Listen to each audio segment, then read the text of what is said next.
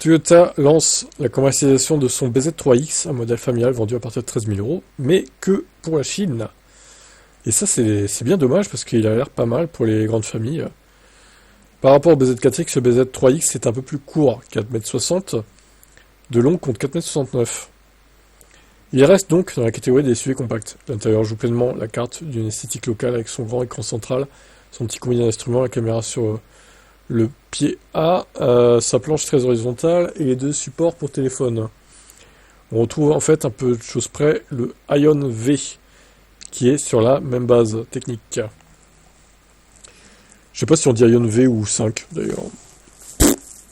Toujours bizarre ces appellations là. Les roues avant sont entraînées par un moteur de 204 chevaux, c'est toujours le même moteur. L'autonomie chinoise entre 430 et 610, ça fait respectivement entre 360 et 500 km à peu près. Des moyennes, mais le BZ3X tente de se rattraper en proposant une suite d'aides à la conduite du meilleur niveau du marché. Il arbore un lidar en haut du pare-brise, symbole de sa capacité à être piloté par le logiciel mis au point par la startup Momenta, qui repose sur un processeur Nvidia Orin.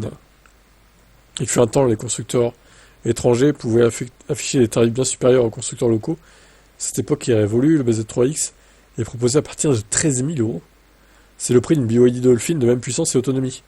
Quant au Ion V similaire, il s'affiche également au même prix que le Toyota. La version haute culmine à 26 000 euros. Mais il n'y a aucune chance que ce modèle nous parvienne en Europe. Alors, la version haute, 2 fois plus chère. C'est énorme la différence quand même là. C'est énorme. Voilà, donc on retrouve un peu la même avant que le BZ4X, Toyota Prius, etc.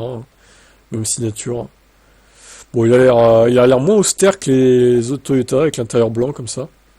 Il est un peu plus lumineux, un peu plus. Ouais, c'est mieux, je trouve, c'est mieux.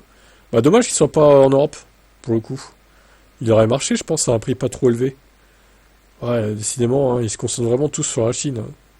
Bref, allez, ciao.